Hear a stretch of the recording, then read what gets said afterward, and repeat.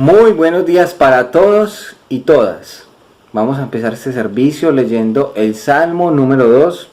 Así que va a aparecer en sus pantallas y espero que todos lo puedan leer conmigo, en voz alta, con su familia, con sus hijos.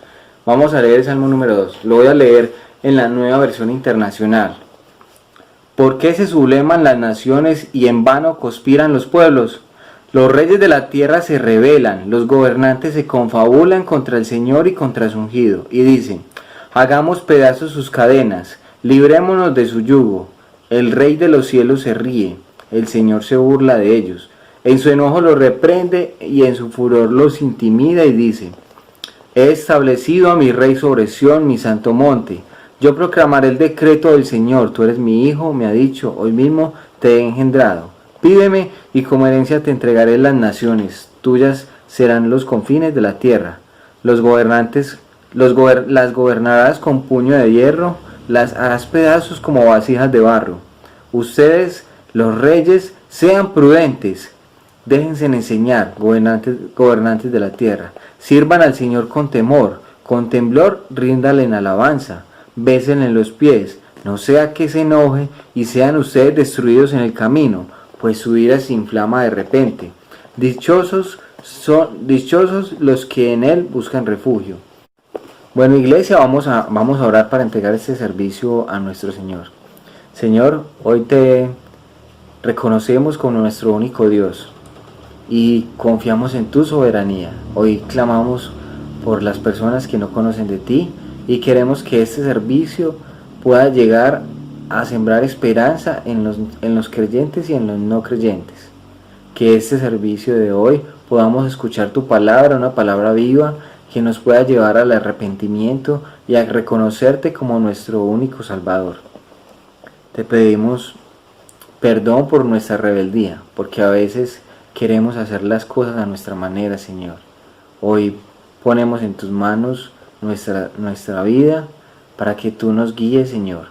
Llénanos del Espíritu Santo para que podamos tener el entendimiento necesario para poder interpretar lo que hoy quieres decirnos, Señor, y poderlo poner en práctica. En el nombre de Cristo Jesús. Amén. Bueno, empecemos dándole gracias al Señor por este tiempo que nos permite y porque podemos cantarle esta mañana. Señor Padre Santo, infinitas gracias por este tiempo que tú nos das, gracias porque podemos cantarte en medio de contingencia, porque sin importar la cuarentena y la situación que haya externamente, tú sigues siendo Dios. Padre, que en este tiempo podamos declarar con verdad y convicción que queremos, anhelamos y nos deleitamos ser siervos para tu gloria, para tu honra. Danos un buen tiempo de alabanza y adoración en medio de nuestras casas, de nuestros hogares, y sé tu Dios el centro en todo, por favor. Te lo pedimos, Dios, en el nombre de Jesús. Amén.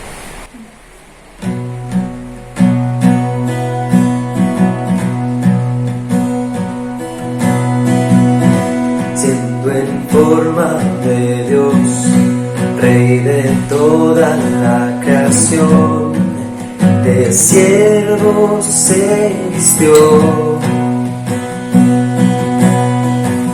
Hasta lo sumo se humilló, sufrió la muerte en sumisión. Horrenda muerte en una cruz, inmenso amor le hizo descender a servir al pecador.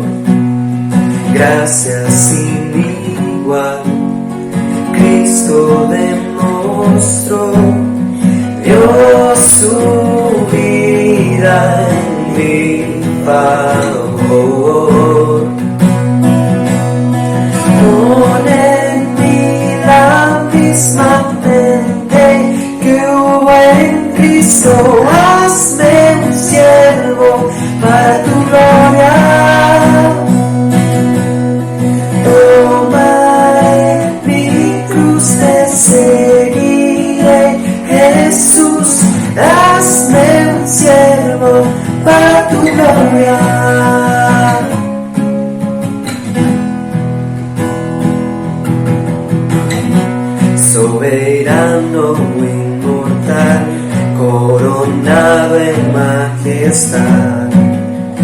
lavando mis pies.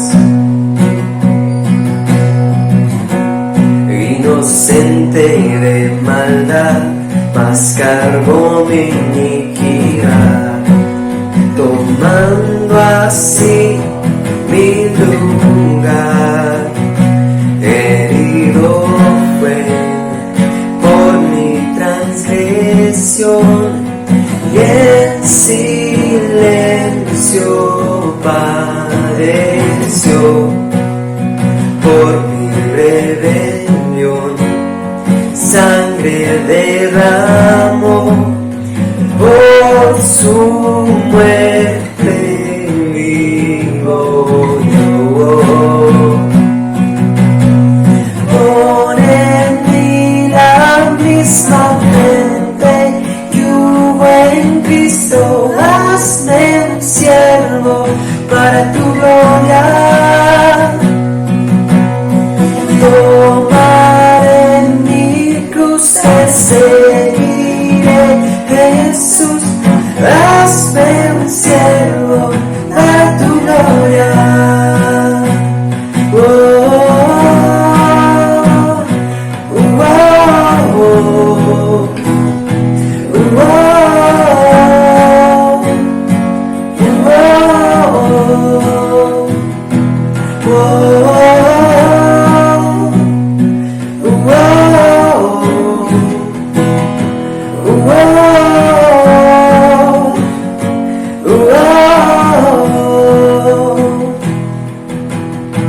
pon en mí la misma mente que hubo en Cristo, hazme un siervo para tu gloria.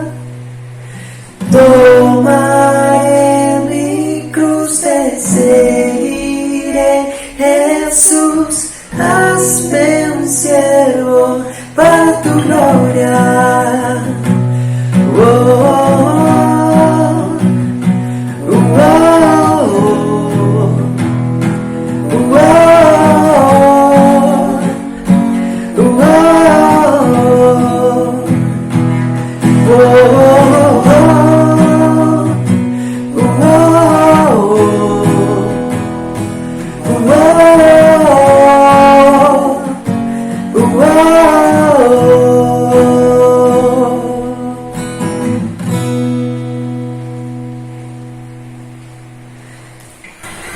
Señor Padre Santo, confesamos tu amor, tu misericordia. Confesamos quién eres tú, lo fiel que has sido tú. Y aún en medio de nuestro pecado, tú sigues siendo fiel con nosotros.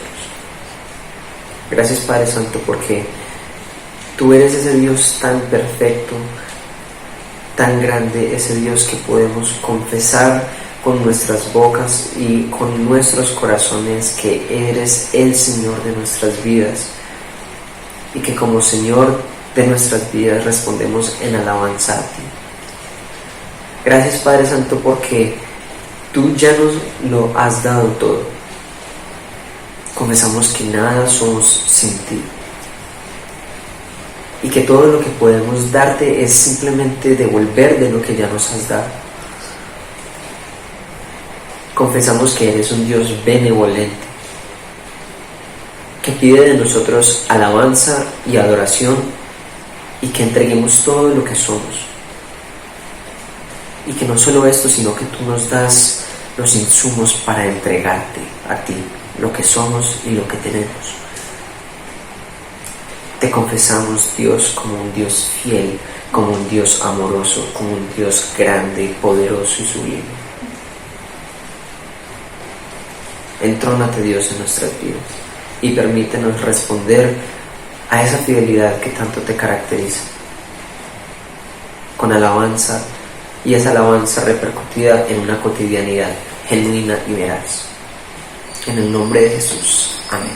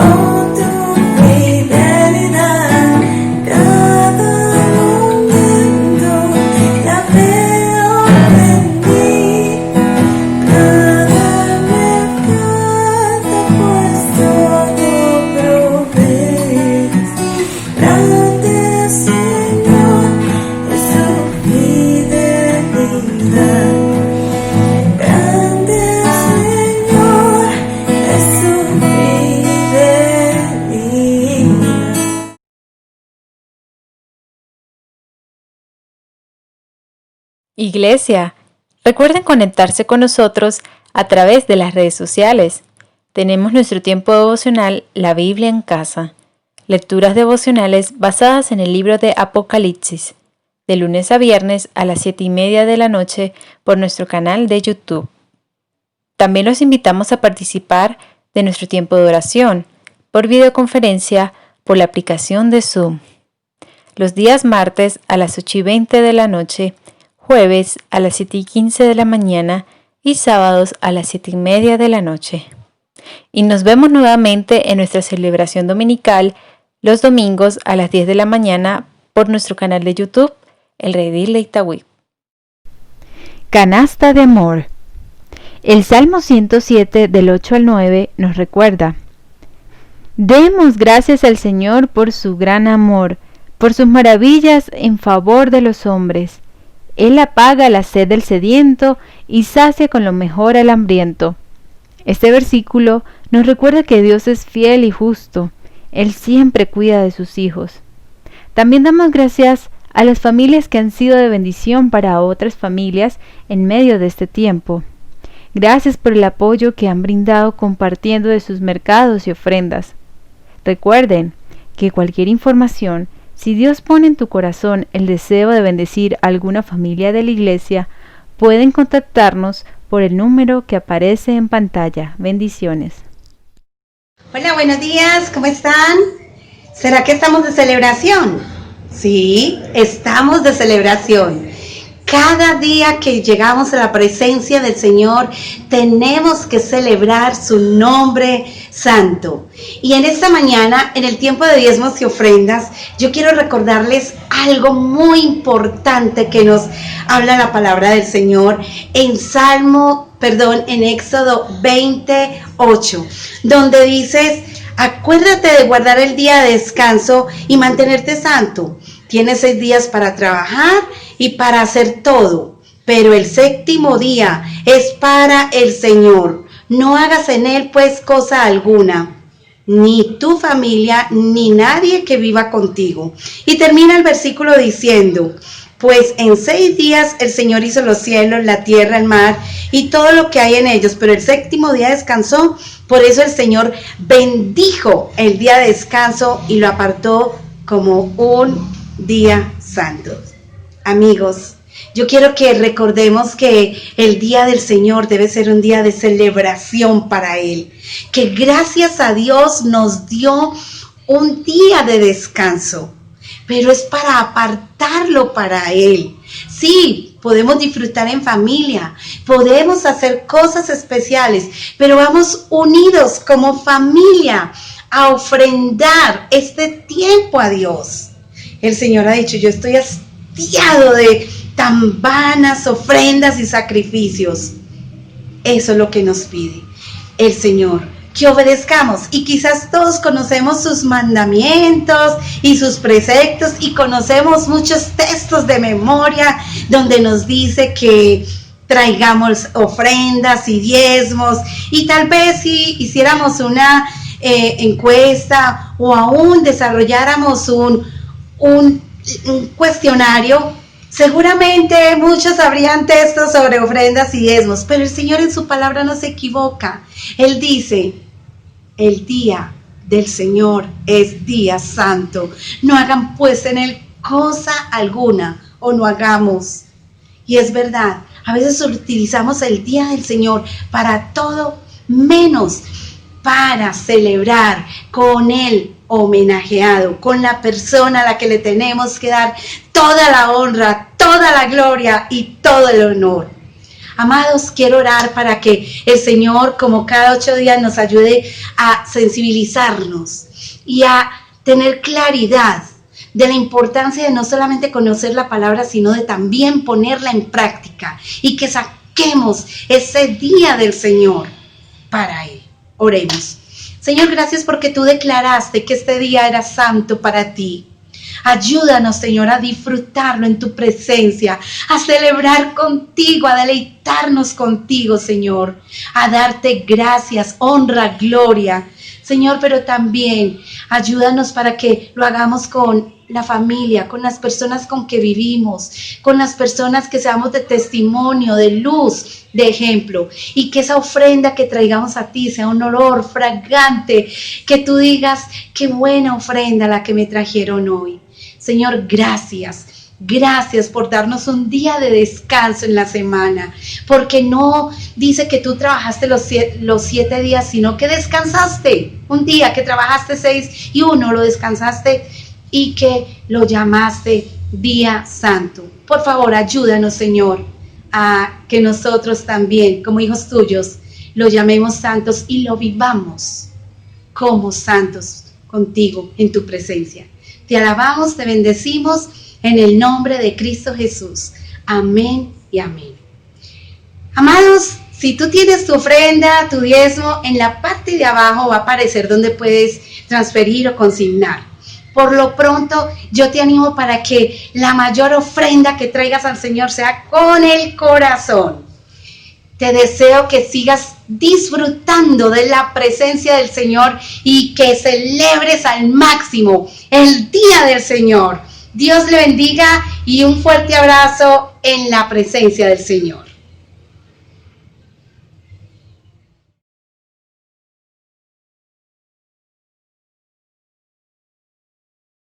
¡Hola, iglesia! Aquí desde mi casa, hola Radio Junior. Bienvenidos sean a esta lectura de Juan capítulo 11. Así las dos hermanas le mandaron decir a Jesús: Señor, tu estimado amigo Lázaro está enfermo. Cuando Jesús escuchó, dijo: esa enfermedad no llevará a la muerte. Al contrario, servirá para mostrar la gloria de Dios y también la gloria del Hijo de Dios. Jesús quería mucho a Marta, a su hermana y a Lázaro. Sin embargo, cuando supo que Lázaro estaba enfermo, se quedó 2 días más allí donde estaba. Luego Jesús llegó y se enteró de que Lázaro llevaba 4 días en el sepulcro. Betania quedaba cerca a unos 3 kilómetros de Jerusalén. Así que muchos judíos habían venido a consolar a Marta, a María, por la muerte de Jesús hermano. Marta supo que Jesús había llegado y fue a encontrarse con él, pero María se quedó en la casa. Entonces Marta le dijo a Jesús: Señor, si hubieras estado aquí, mi hermano no habría muerto. Pero aún así, sé que si tú le pides algo a Dios, Él te lo dará.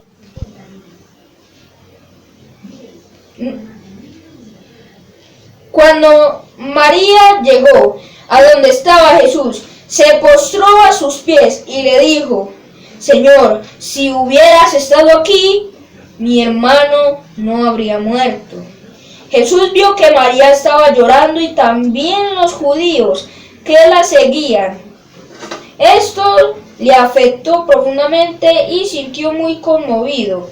Jesús preguntó: ¿dónde lo han puesto ellos? Le dijeron: Señor, ven y podrás ver. Jesús lloró. Entonces los judíos empezaron a decir: miren, ¿cómo habrá querido a Lázaro? Pero algunos de ellos dijeron: este hombre le dio vista al ciego. ¿Por qué no puede evitar la muerte de Lázaro?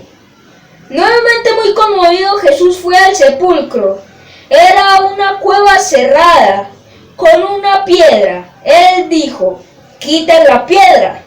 Marta, la hermana del muerto, dijo: Señor, ya huele mal, porque murió hace 4 días. Jesús le dijo: ¿no te dije que si creías ibas a ver la grandeza de Dios? Entonces quitaron la piedra. Jesús miró arriba y dijo: Padre, te agradezco porque me has escuchado. Sé que siempre me escuchas, pero lo digo por toda la gente que está alrededor. Así creerán que tú me enviaste. Después de decir esto, Jesús gritó: ¡Lázaro, sal de ahí! El hombre que había estado muerto salió. Sus manos y pies estaban todavía atados con vendas y su cara estaba envuelta en un lienzo. Jesús le dijo a la gente: desátenlo y déjenlo ir. Bueno, iglesia, este fue el capítulo de Juan 11. Les agradezco mucho, estén en casa, porque sé que en algún momento Jesús va a parar esto. Adiós. Hey Junior, bienvenidos a mi picnic. Hoy vamos a comenzar con una canción. Dice: adentro, afuera, arriba, abajo, qué feliz estoy. Adentro, afuera, arriba, abajo, qué feliz estoy. Si Cristo me salvó y mi corazón limpió.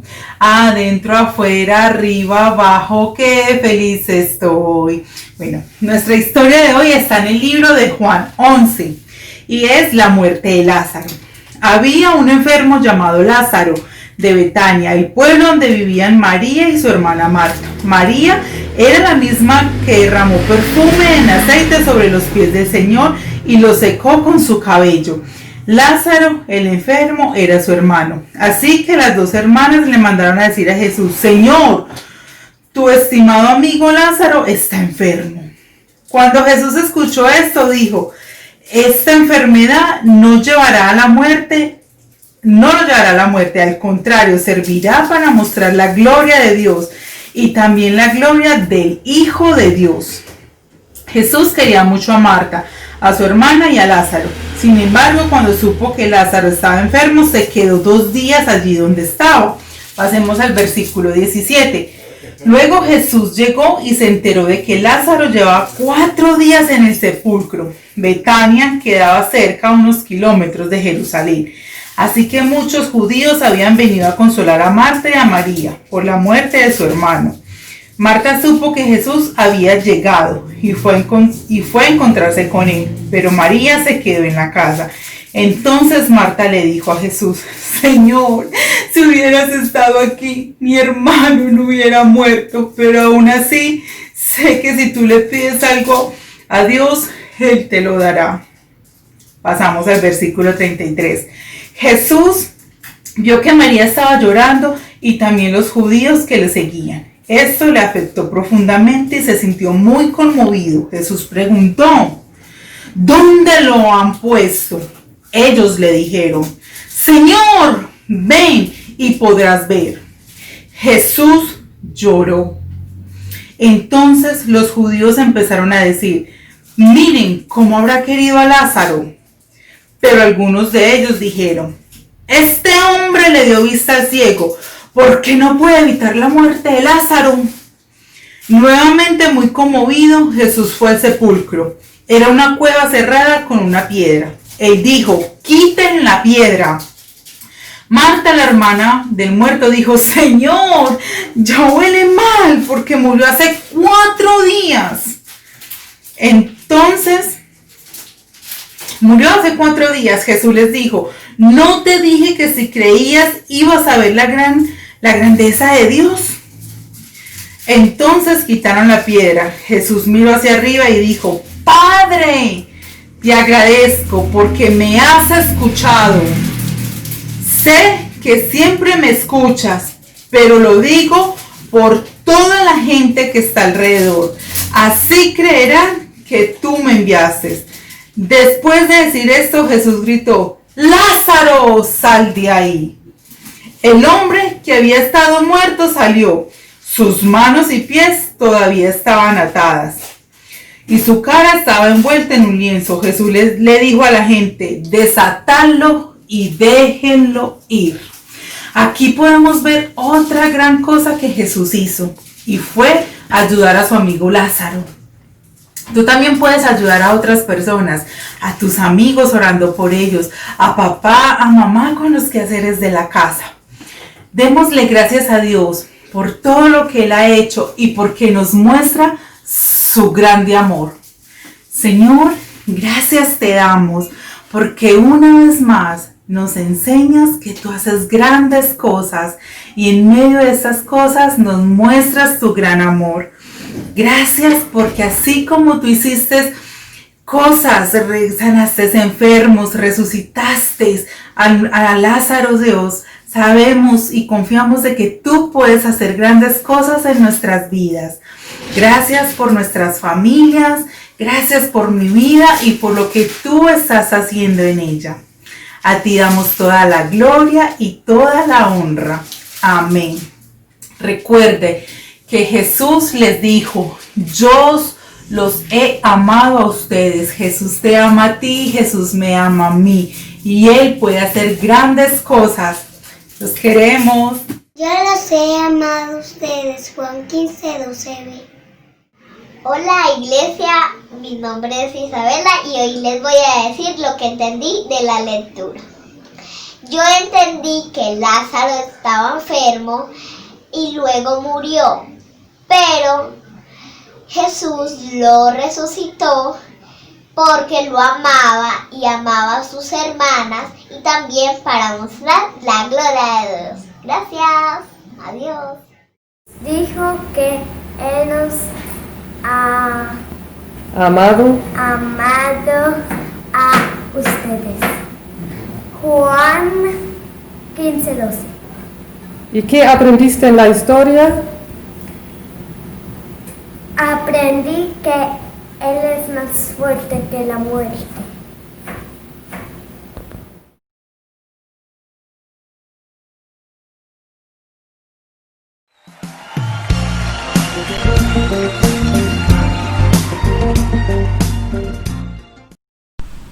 Buenos días, hermanos. Doy gracias a Dios por encontrarnos hoy reunidos y aunque no sea de forma presencial, podemos utilizar estos medios tecnológicos. Hoy vengo a contar mi testimonio convencida de que Él es fiel y no nos abandona.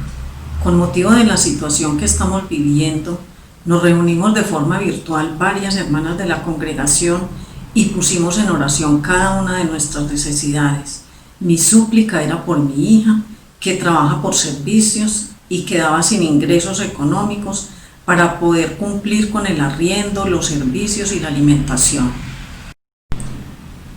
Luego de 2 días de haber hecho nuestras oraciones, mi hija nos comunica que sus vecinos le habían llevado un generoso mercado y un amigo la llama para ofrecerle en calidad de préstamo el dinero para pagar los servicios públicos.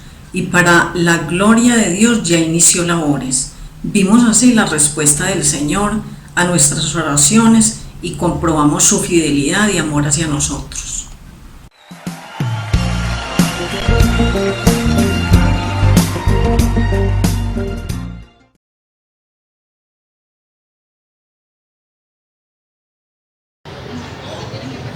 Buenos días, hermanos, los invitamos a tener un tiempo de oración antes de iniciar la prédica. La palabra de Dios en Santiago 5, del 13 al 20 dice lo siguiente: ¿Está alguno entre vosotros afligido? Haga oración. ¿Está alguno alegre? Cante alabanzas. ¿Está alguno enfermo entre vosotros? Llame a los ancianos de la iglesia y oren por él, ungiéndole con aceite en el nombre del Señor. Y la oración de fe salvará al enfermo y el Señor lo levantará. Y si hubiera cometido pecados, le serán perdonados. Confesaos vuestras ofensas unos a otros y orad unos por otros para que seáis sanados. La oración eficaz del justo puede mucho. Elías era hombre sujeto a pasiones semejantes a las nuestras y oró fervientemente para que no lloviese y no llovió sobre la tierra por 3 años y 6 meses. Y otra vez oró y el cielo dio lluvia y la tierra produjo su fruto. Hermanos, si alguno de entre vosotros se ha extraviado de la verdad y alguno le hace volver, sepa que el que haga volver al pecador del error de su camino, salvará de muerte un alma y cubrirá multitud de pecados. Amén. Sí, bendito Señor, en el nombre de tu Hijo Jesucristo, este es un momento muy especial para dirigirnos a ti, soberano Señor. Te damos gracias por nuestra iglesia, Padre amado. Te damos gracias porque sabemos que tú estás siempre pendiente de nosotros y que como Padre, siempre, Señor, nos vas a ayudar a sacar adelante nuestra iglesia. Por eso en este momento estamos dirigiendo nuestra oración para que sea la sabiduría tuya, el poder, la autoridad sobre nuestros pastores y sobre todos los líderes de la iglesia, para sacar adelante, Señor, todo proyecto que se tiene en este momento, bendito Dios. También estamos orando porque el Señor Todopoderoso despierte el corazón de todos los creyentes de la iglesia, porque cada persona se involucre directamente con todas las actividades que se van a iniciar en la iglesia prontamente para un despertar espiritual de cada miembro de la iglesia y de toda nuestra iglesia.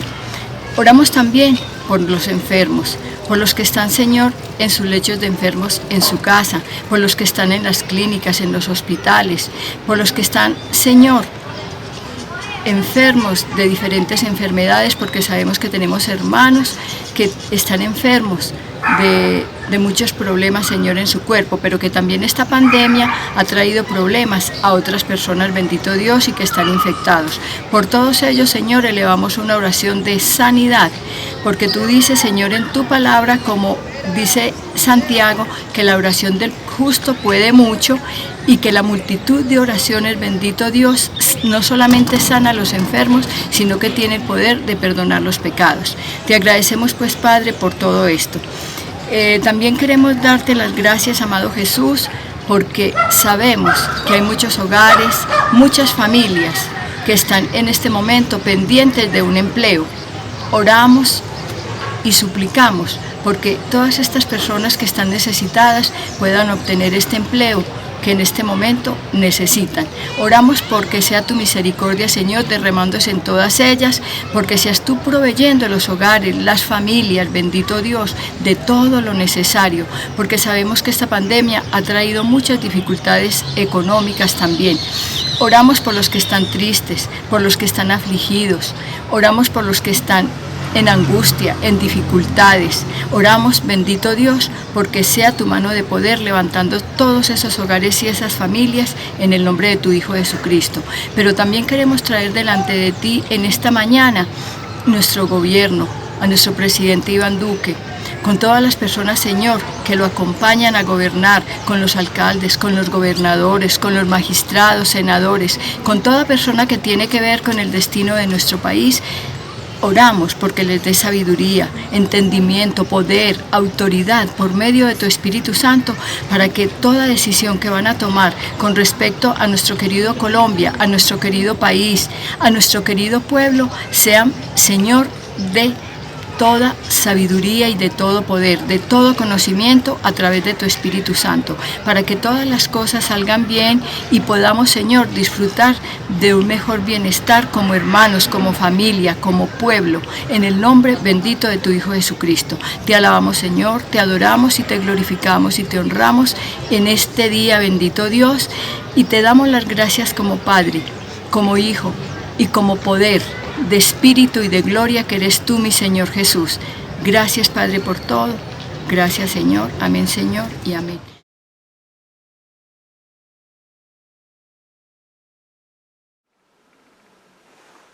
Muy buenos días. Bienvenidos a este tiempo de exposición de la palabra en el libro de Esdras.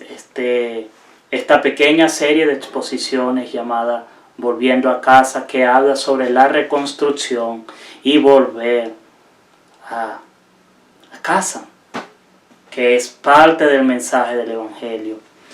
Y hoy quiero comenzar hablando de esa verdad que a todos nos han dicho, que siempre lo importante es la intención en cada acción, de cualquier cosa que hagamos, que la acción no es tan importante como la intención, lo que mueve nuestros corazones. Y siempre estamos pensando que las motivaciones son lo central, que aquello que está en nuestro corazón, si lo sentimos genuino o si es verdadero, eso es lo que le da peso a las acciones. Pero quiero recordarte que no siempre es así, que hay veces en lo que es más importante hacer algo que tener la motivación correcta para hacer eso. El pasaje de hoy tiene ese toque de recordarnos hacer lo correcto aún que no sintamos que estamos haciendo lo correcto, o aún que no nos sintamos con la mejor de todas las motivaciones, pero tenemos que hacerlo porque es lo correcto.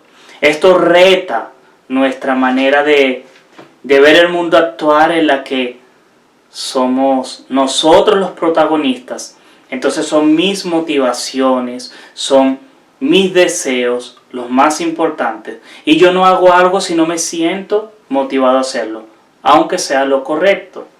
Lo vemos en casos como el perdón, que es lo correcto siempre, pero no perdonamos si no nos sentimos movidos a perdonar.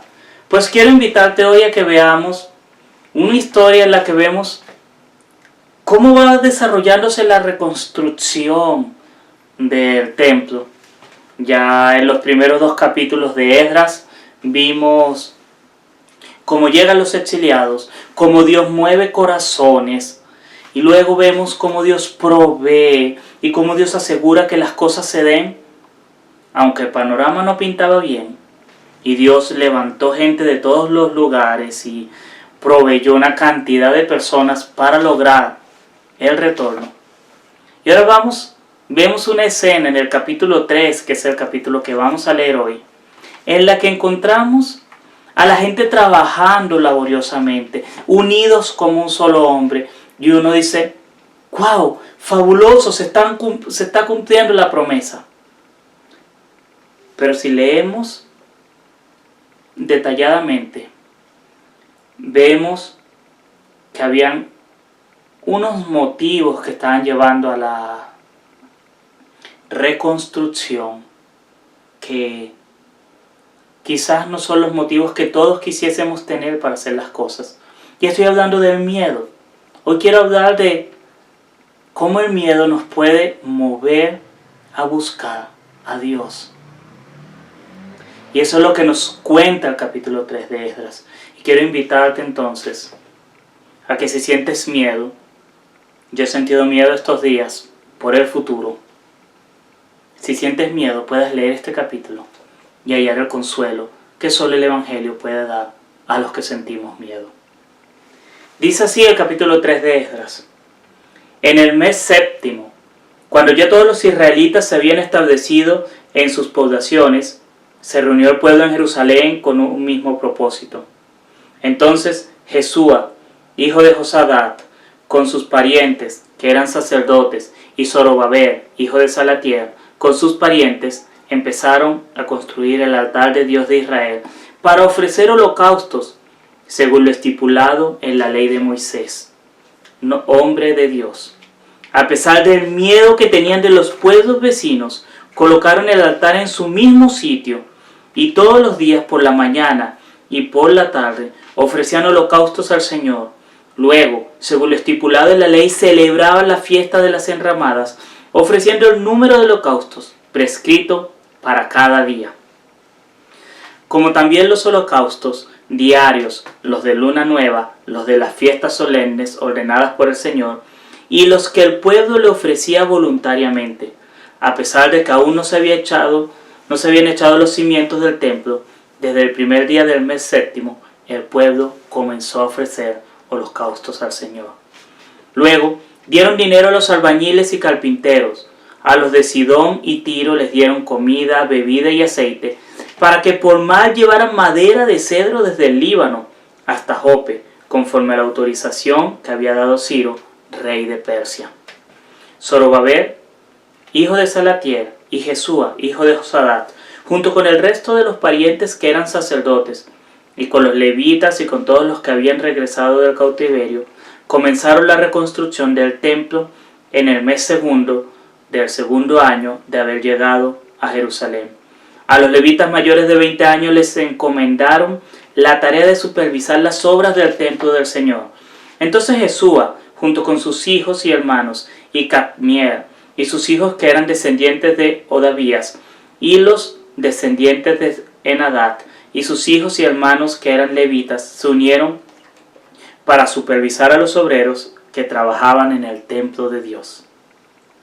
Cuando los constructores echaron los cimientos del templo del Señor, los sacerdotes llegaron con sus vestimentas sagradas, y los levitas, descendientes de Asaf, con sus platillos, ocuparon su lugar para alabar al Señor, según lo establecido por David, rey de Israel. Todos daban gracias al Señor, y a una le cantaban esta alabanza: Dios es bueno, su gran poder por Israel perdura para siempre. Y todo el pueblo alabó con grandes aclamaciones al Señor, porque se habían echado los cimientos del templo. Muchos de los sacerdotes, levitas y jefes de familia, que eran ya ancianos y habían conocido el primer templo, prorrumpieron en llanto cuando vieron los cimientos del nuevo templo, mientras muchos otros gritaban de alegría. Y no se podía distinguir entre los gritos de alegría y las voces de llanto, pues la gente gritaba a voz en cuello y el ruido se escuchaba desde muy lejos. Permítanme orar. Padre, esta mañana, Señor, quiero poner este tiempo de reflexión en tu palabra, este tiempo de lo que tú quieres decirnos. En especial, Señor, ante el temor, Padre, que a veces nos paraliza, Señor. Ayúdanos a escuchar tu palabra y que este mensaje de Esdras, que fue consuelo para la edificación del templo y de la ciudad, pueda ser consuelo para la reedificación y edificación de tu iglesia, Señor. Capta, Señor, nuestros corazones. Cautiva nuestras mentes, Señor. Te lo pido, Dios, en tu nombre precioso. Amén. A veces, lo que nos mueve a hacer las cosas es el miedo. Uno oye historias de padres que se arriesgan por salvar a sus hijos y lo que los movió a hacerlo no fue valentía, no fue conocimiento de cómo hacer las cosas, fue el miedo de perder a sus hijos. A veces el miedo puede motivarnos a hacer las cosas correctas. A veces el miedo puede motivarnos a actuar y hacer cosas que no haríamos bajo ninguna otra circunstancia, que no haríamos en circunstancias normales. Y este relato, uno lo empieza a ver y dice, wow, pareciese que lo que está moviendo la reconstrucción aquí es el miedo.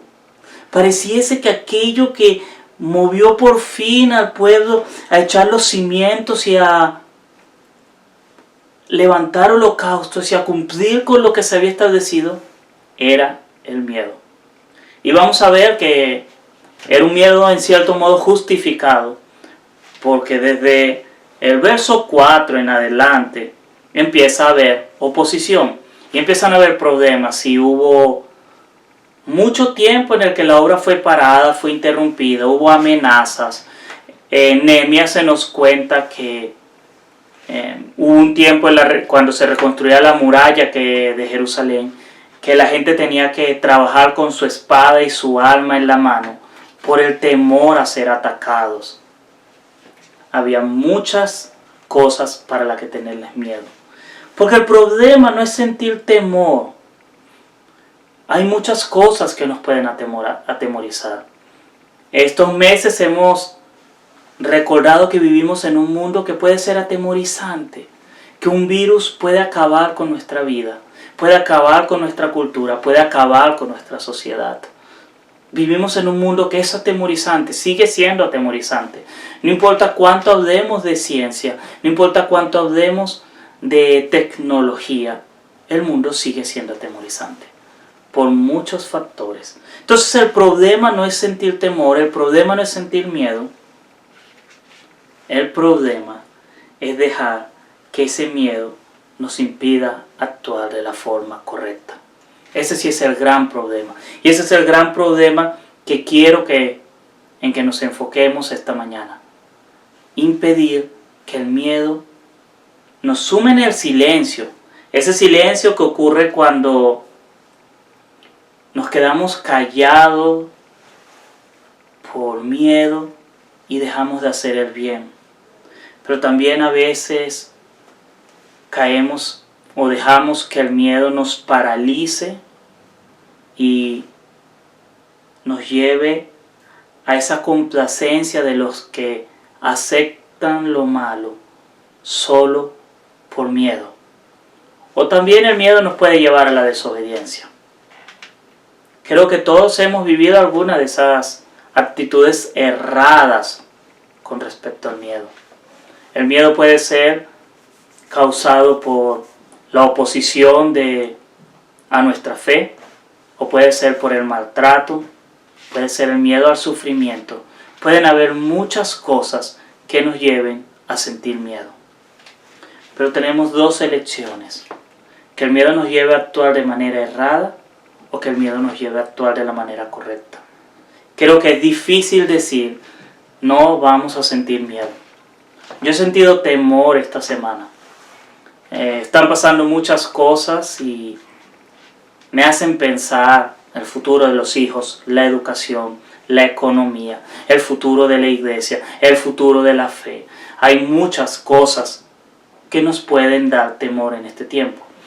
En estos momentos, en esta mañana, se están haciendo pruebas pilotos de iglesias pensando en la reapertura y protocolos de bioseguridad.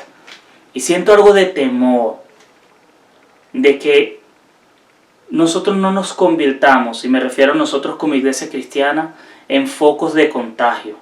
Y siento temor de que vayamos a tomar por el desespero de ya estar otra vez reunidos decisiones equivocadas. Siento temor por tantas cosas. Y les confieso que a veces ese temor me ha llevado a guardar silencio y decir, yo no formo parte de esto y no me identifiquen con esto. Otras veces el temor me ha llevado a la complacencia y simplemente acepto lo malo por miedo. Es como cuando estaba en el colegio o en la universidad y surgió un tema de conversación que no agrada a Dios. Y yo simplemente me reía de los chistes y soltaba un comentario ambiguo para no delatar mi fe y mi oposición. Y terminaba complaciendo al pecado. Siento que a veces la iglesia hace eso en la sociedad. Terminamos aceptando lo que no agrada a Dios por simple complacencia. Pero también ha habido ocasiones, y creo que todos nos identificamos, en el que el miedo nos lleva a la rebeldía, a la negación. No quiero enfrentarme a la verdad, entonces niego la verdad. No puede ser así, no debe ser así. Eso es mentira que el perdón es la salida. Eso es mentira que la responsabilidad es la respuesta. Hay otras maneras de solucionarlo. Y termino negando. Esas son las respuestas equivocadas. Todos hemos caído en eso. Todos hemos guardado silencio alguna vez por miedo. Todos hemos terminado complaciendo por miedo. Y todos hemos terminado negando por miedo. La historia del capítulo 3 de Esdras nos muestra el camino correcto, la alternativa a sentir miedo, pero decir, Señor, te obedeceré. El capítulo 3 de Esdras yo lo podría titular, tenemos miedo, Señor, pero igual te obedeceremos. Y eso es lo que está pasando, una gran declaración de un pueblo con miedo, pero que está dispuesto en su temor a obedecer a Dios. Y esto es el camino correcto. Y te invito a que sigamos 3 declaraciones de miedo y redención que nos muestra este capítulo y nos pueden ayudar a aprender a responder de manera efectiva, aun cuando tenemos miedo.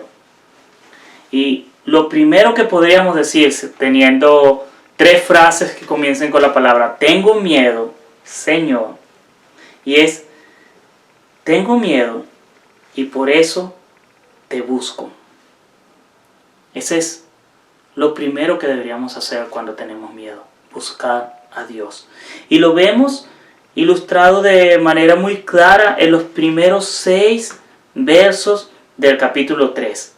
Es interesante porque se muestra un panorama como victorioso, un panorama como de triunfo, podría decirlo, en el que vemos que se habla de que Zorobabel y la gente se unieron como uno solo, y uno dice, wow, qué bueno, estaban en un mismo sentir, y este grupo de gente reunió a su familia y empezaron a construir el altar, y luego empezaron a ofrecer los sacrificios estipulados en la ley de Moisés, los holocaustos, y empezaron a cumplir toda la norma, los sacrificios de luna nueva. Y si quieres puedes ir a los capítulos 27, 28, 29 de Deuteronomio, donde aparecen todas estas ofrendas, holocaustos, y uno ve todo el rito y dice, el pueblo está cumpliendo, qué bueno. Hasta que nos encontramos que hacían eso porque tenían miedo, tenían terror. Algunas traducciones o un significado más literal sería porque el terror había caído sobre ellos. Y es la imagen como que el miedo viene como una capa y cubre a todo. Estaban cubiertos de miedo. Tenían miedo de la gente que estaba alrededor. Recuerden que no es que los judíos fueron exiliados y la tierra quedó ordenadita, limpiecita y vacía esperándolos. Llegaron otras personas y empezaron a ocupar esas tierras y empezaron a decir, esta es mi casa. Han pasado unos 70 años, entonces hay gente que no está feliz y aún hoy no están felices de que los judíos hayan vuelto. Había motivos para sentir miedo, pero ese miedo los llevó a buscar a Dios. Ellos empezaron a hacer cosas que tenían cierto riesgo al hacerlas. Empezaron a ofrecer los sacrificios y a cumplir la ley, y eso en cierto modo iba a ser leído como un desafío a los que estaban ahí y se oponían. Ellos no solamente buscaron a Dios disimuladamente, sino que empezaron a hacerlo de manera abierta. Y esto para nosotros puede ser un llamado de advertencia a esa, lo que yo llamo desobediencia pasiva. Sí, Señor, yo te voy a obedecer, pero tú sabes, bajo perfil. En algunos sitios los llaman cristianos de la secreta, o sea, o cristianos encubiertos o cristianos escondidos. Esos que son creyentes, pero nadie nunca sabe que son creyentes porque nunca demuestran su fe. Este pueblo no hizo eso, buscó a Dios con todo. Tengo miedo, pero te busco. Yo no sé qué cosas te están dando miedo a ti hoy. Yo no sé si te está dando miedo el COVID. Yo no sé si te está dando miedo la crisis mundial. Yo no sé si te están dando miedo la delincuencia. Yo no sé qué te está dando miedo. Si te está dando miedo tus papás, tu esposo, tu esposa, tus hijos. Pueden haber muchas cosas que te dan miedo. Pero te recomiendo que cuando tengas miedo puedas decir, Señor, tengo miedo, pero te busco. Y que el miedo te lleve en la dirección de Dios. Y eso se ve o eso se demuestra en la segunda idea que aparece en este pasaje, que viene en los versos del 7 al 9, cuando se describe cómo empiezan, una vez que ya han armado el altar, empiezan a trabajar en los cimientos del templo para reconstruir este templo. Y yo le diría esto, Señor, tengo miedo, pero yo hago tu voluntad. Señor, tengo miedo y por eso hago tu voluntad.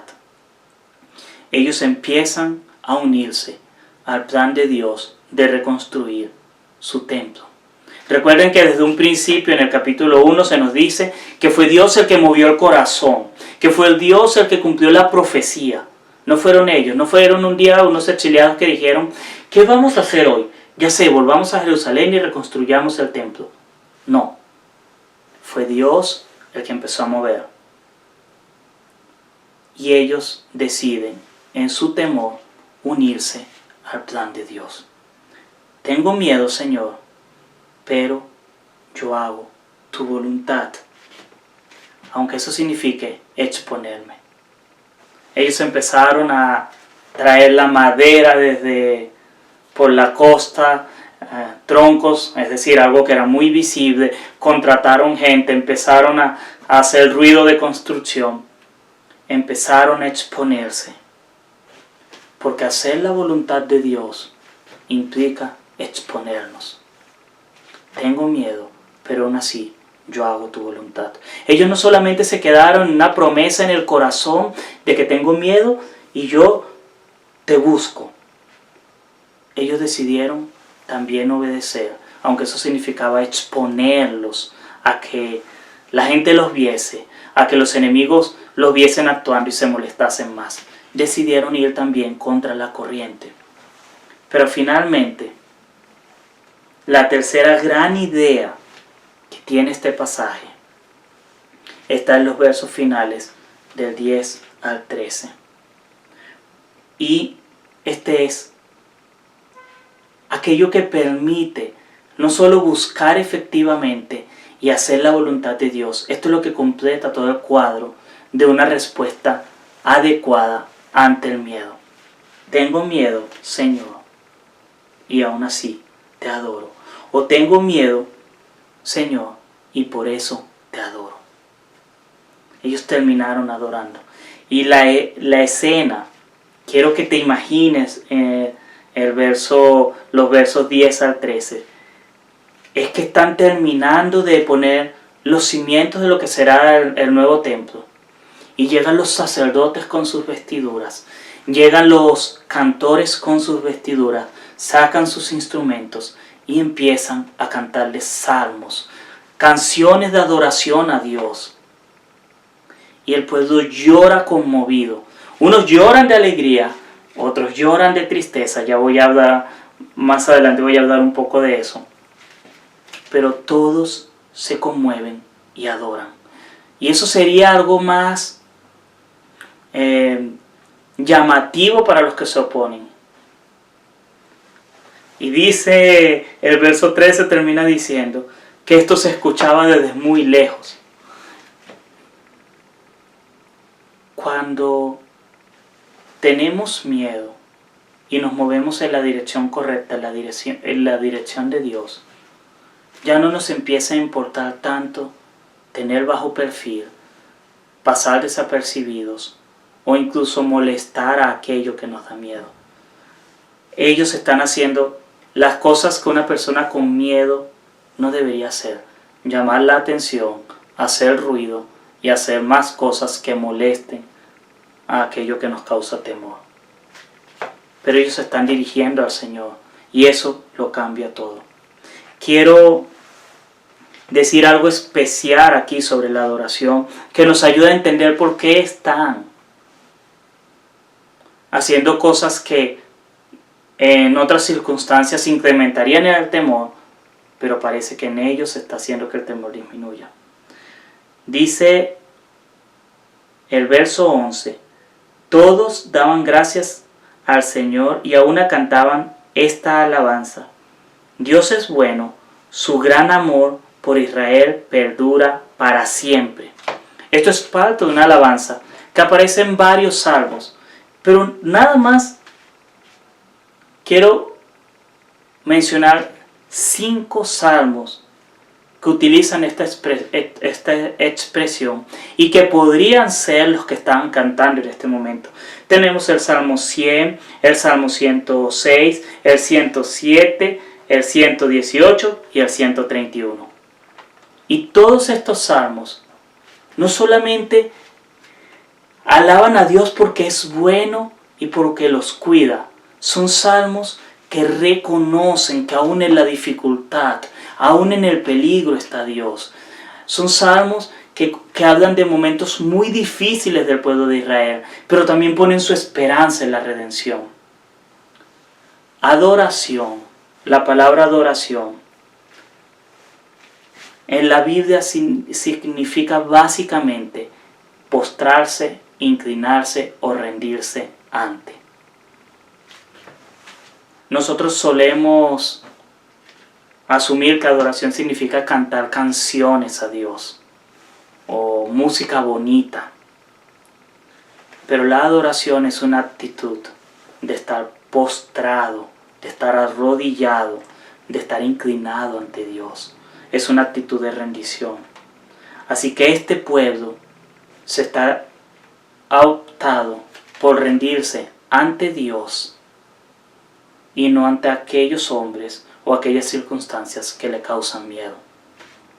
De eso se trata la adoración. Te rindes ante Dios porque no te vas a rendir ante más nadie. Y el miedo siempre va a seguir ahí. Es por eso que esta es la elección correcta. Es decir, ¿saben? No me interesa que esta gente se moleste. No me interesa que esta gente tenga poder. No me interesa que esta gente me oiga haciendo ruido. No me interesa que esta gente me vea transportando la madera para el templo. Porque yo me rindo ante Dios. El miedo siempre seguirá ahí. Siempre habrá una tensión entre cosas que nos llevan a Dios y cosas que nos alejan de Dios. Siempre habrá una tensión entre decir, tengo miedo, Señor, y adorarlo. Siempre van a estar ahí. Siempre va a haber esa tensión. Quizás soy pesimista, no sé. Pero yo creo que, y en cierto modo me he resignado, siempre van a haber cosas que me dan temor. Siempre voy a tener algo que me va a hacer dudar y me va a preocupar. Y cuando supero una prueba y digo, no era tan malo, no me da tanto temor, siempre aparece otra cosa. Pero lo cierto es que yo puedo optar por rendirme a Dios y decir, no me voy a preocupar tanto. Estoy en manos de Dios. Puedo hacer eso. Esa es una opción. Y al final del pasaje, los versos 12 al 13, cuando nos hablan de que las personas más viejas, las personas más ancianas veían los cimientos y lloraban, y los más jóvenes lloraban pero de alegría, me recuerda esa realidad, que siempre vamos a estar entre una parte de nosotros diciendo, no pudimos, no es suficiente, porque ese es el llanto de estas personas. Ellos vieron el templo de Salomón, vieron un templo que fue construido con lo mejor y la mayor riqueza. Y ahora están viendo este humilde templo que reconstruyen unos pocos exiliados con unos pocos recursos y dicen, no es suficiente. Todo lo que perdimos, no vamos a poder hacerlo. El otro era mejor. Y sienten ese pesar, y sienten esa impotencia, esa frustración. Pero por otro lado están aquellos que dicen, Dios nos está bendiciendo, podemos seguir adelante. Y siempre vamos a tener esa tensión. Y creo que debemos aprender a vivir con ella. Y creo que nuestro esfuerzo no debería ser por decir, ya no voy a sentir temor, sino aprender a decir, tengo miedo, Señor, pero te voy a obedecer. Tengo miedo, Señor, pero voy a hacer tu voluntad. Tengo miedo, Señor, pero te voy a adorar y voy a rendir mi vida a ti. Esa debería ser la manera en la que nosotros respondemos ante el miedo. Y para poder hacerlo, para que de verdad podamos terminar en verdadera adoración, necesitamos conocer bien a Dios. Y necesitamos llegar a ese punto que nos hace dar el paso. A ese punto que yo me imagino a la idea como cuando uno va subiendo una montaña y llega a la cima y después de la cima todo es embajada. ese punto que lo llaman punto de inflexión, ocurre cuando podemos entender quién es Dios y qué nos puede ofrecer. Y quiero mostrarte cómo se ve el punto de inflexión en la vida de un creyente. Ese fue el punto que seguramente Zorobabel, Josadat y estos líderes judíos llegaron a esa cima muy temerosos. ¿Y qué pasará si empezamos? ¿Y cómo dirán los enemigos? Y lo que les permitió iniciar la reconstrucción fue llegar a ese punto de inflexión de conocer a Dios, de poder decir: Señor, tengo miedo, pero te voy a obedecer. En el Evangelio de Juan, en el capítulo 6, aparece ese punto ilustrado de una manera en la que quiero terminar. Y quiero leerles los versos del 60 al 68 de Juan capítulo 6. Al escucharlo, muchos de sus discípulos exclamaron: esta enseñanza es muy difícil, ¿quién puede aceptarla? Jesús, muy consciente de que sus discípulos murmuraban por lo que había dicho, les reprochó: ¿esto les causa tropiezo? ¿Qué tal si vieran al Hijo del Hombre subir a donde antes estaba? El Espíritu da vida, la carne no vale para nada. Las palabras que les he hablado son espíritu y son vida. Sin embargo, hay algunos de ustedes que no creen. Es que Jesús conocía desde el principio quiénes eran los que no creían y quién era el que iba a traicionarlo. Así que añadió: por esto les dije que nadie puede venir a mí a menos que se lo haya concedido el Padre. Desde entonces, muchos de sus discípulos le volvieron la espalda y ya no andaban con él. Así que Jesús les preguntó a los 12: ¿también ustedes quieren marcharse? Señor, contestó Simón Pedro, ¿a quién iremos? Tú tienes palabras de vida eterna, y nosotros hemos creído y sabemos que tú eres el Santo de Dios. Señor, ¿a quién iremos? Tú tienes palabras de vida eterna. Tú eres todo lo que necesito, Señor. Tú eres el único lugar al que vale la pena llegar.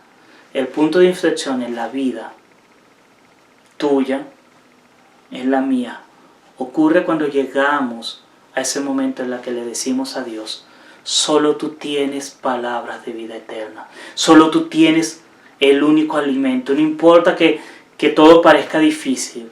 No importa que aún tú, Señor, parece que me estás pidiendo lo imposible. Parece que lo que me pides es muy costoso, que lo que me pides es imposible. Pero yo me aferro a ti porque eres lo único que tengo. Cuando empiezas a hablarle a Dios en esos términos, cuando empiezas a vivir tu vida de fe en esos términos, no que el Evangelio es una opción en tu vida, no que el Evangelio es esa partecita de los domingos y algunos momentos en la semana, sino que es todo el alimento que puedes recibir, que es todo lo que necesitas para vivir, que aunque te quiten todo, tú dices: no me importa, Señor, porque no tengo más ningún otro lugar donde ir. Solo tú tienes palabra de vida eterna. Cuando eso ocurre, es cuando ocurre ese punto de inflexión. Y empiezas a decir y a vivir: aunque haya miedo, yo te puedo obedecer. Quiero invitarte a hacer un ejercicio. Y es un ejercicio sencillo. Me gustaría que anotes o recuerdes estos 5 salmos: Salmo 100, Salmo 106, Salmo 107, Salmo 118 y Salmo 131. Y que durante la semana los hagas tu oración. Lee un salmo cada día en el que alabas a Dios porque Él ha sido bueno y ha sido misericordioso. Y oras en ese salmo. porque ese es el salmo que llevó la adoración de este pueblo a la construcción del altar. Y en ese salmo ellos reconocían la grandeza de Dios, su majestad. Y el Salmo 131 termina alabando a Dios y usando una hermosa metáfora de un bebé que se duerme en los brazos de su madre porque está satisfecho. Ese es el que dice: Señor, ¿a quién iré? Solo tú tienes palabras de vida eterna. El que puede descansar en su Dios, el que puede confiar plenamente en Jesucristo. Te invito a que hagas esto durante la semana. Lee estos salmos. Te los repito: 100, 106, 107, 118 y 131. Hazlo tu oración, porque la única manera en la que tú vas a poder decir: Señor, ¿a quién iré?, es si conoces a Dios. Terminemos en oración. Señor, quiero pedirte esta mañana que nos bendigas, que puedas ayudarnos a crecer como personas en conocerte.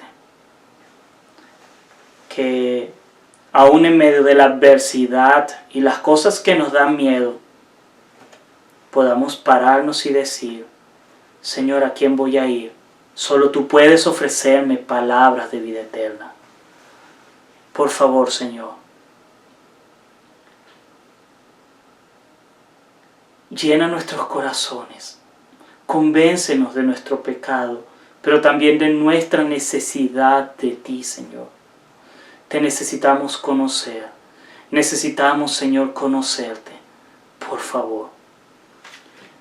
En esta mañana te pido, Señor, que puedas levantar en nosotros un deseo de adorarte y de buscarte, de clamar a ti, de adorarte solo a ti, Señor. Aún aunque tengamos temor, Señor, aún aunque tengamos miedos, que podamos hacerlo con libertad, con la libertad de tus hijos, Señor. Por favor, Padre, ilumínanos, Señor. Espíritu Santo, guíanos, que podamos estar en tu presencia y adorarte. Te lo pido, Señor, en tu nombre que es precioso, santo, verdadero. Amén. Gracias por acompañarnos en esta mañana. Que el Señor te bendiga y me gustaría que puedas hacer esa tarea. Dios te bendiga.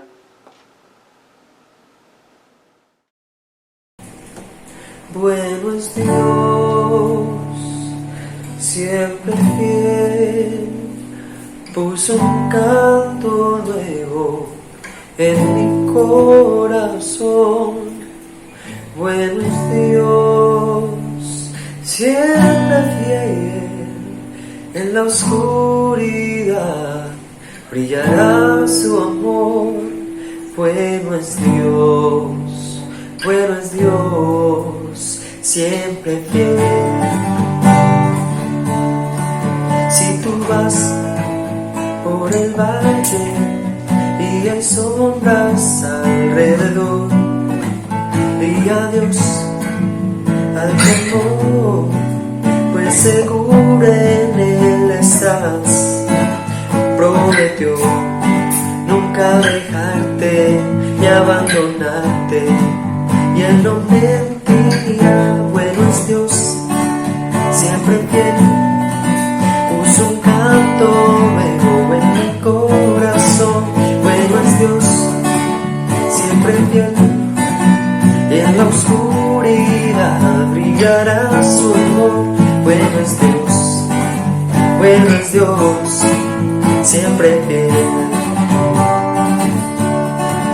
Y aún sin merecerle, su sangre derramó por mí, me llenó de su presencia y ahora puedo compartir que su amor nunca termina y y su favor siempre me da. Bueno es Dios, siempre fiel, puso un canto nuevo en mi corazón.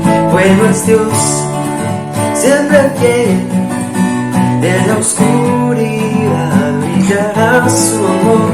Bueno es Dios, siempre fiel. Aún no puedo entender lo que planeas para mí. Mi dueño eres tú, y por la fe veo claramente que bueno es Dios, siempre fiel, puso un canto nuevo en mi corazón. Bueno es Dios, siempre fiel, en la oscuridad brillará su amor. Bueno es Dios, bueno es Dios, bueno es Dios, bueno es Él, siempre fiel. Muy buenos días, hermanos, vamos a terminar en oración, pero primero que todo acordarnos de las peticiones que hay toda esta semana, que son las familias, orar por los gobernantes, orar por la salud, por la economía, por el trabajo. Y hay una petición muy especial, que es también que ya piensan reactivar ahora las iglesias, que el Señor también nos dé sabiduría cuándo y en qué momento hacer todas estas cosas, ¿cierto? Y primero que todo vamos a terminar orando, y quiero comentarles que así como el pueblo de Israel tuvo el mismo sentir y el mismo propósito de reconstruir lo que era el templo y restaurar el altar, y ellos tuvieron el sentir de alabar y adorar al Señor y cantarle con gran voz, y decía: Dios es bueno, su gran amor por Israel perdura para siempre. Y así el Señor nos manda a que tengamos ese mismo sentir, de que siempre le demos gracias al Señor por todo, gracias al Señor por todo, y que hemos trabajar en un mismo sentir, y ese mismo sentir es amando al prójimo, cumpliendo sus estatutos. Vamos a orar. Señor Padre amado, te damos gracias por el día de hoy, Señor. Gracias por tu palabra, Señor, que cada día nos enseña más, Señor. Padre amado, tú nos dices que debemos tener un mismo sentir, un mismo propósito, Señor. Pero primero que todo, darte la honra y la gloria a ti, Señor. Siempre tenemos que tener un corazón agradecido a ti, Señor. Tenemos que entregarle todo a ti, nuestras corazón, Señor, un corazón contrito y humillado a ti, Señor, porque tú eres grande y maravilloso, Señor. Para siempre es tu misericordia, Señor, ese gran amor que tú nos das a nosotros, Señor.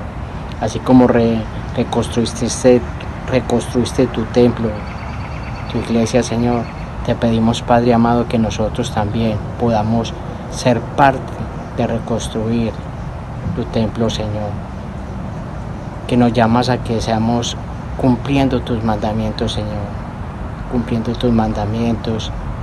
Preocúpanos uno por el otro, Señor, que podamos estar unidos, Señor. Gracias, Señor, te despedimos pues este fin de semana, y la semana que viene te la ponemos en tus manos, Señor, en Cristo Jesús. Amén.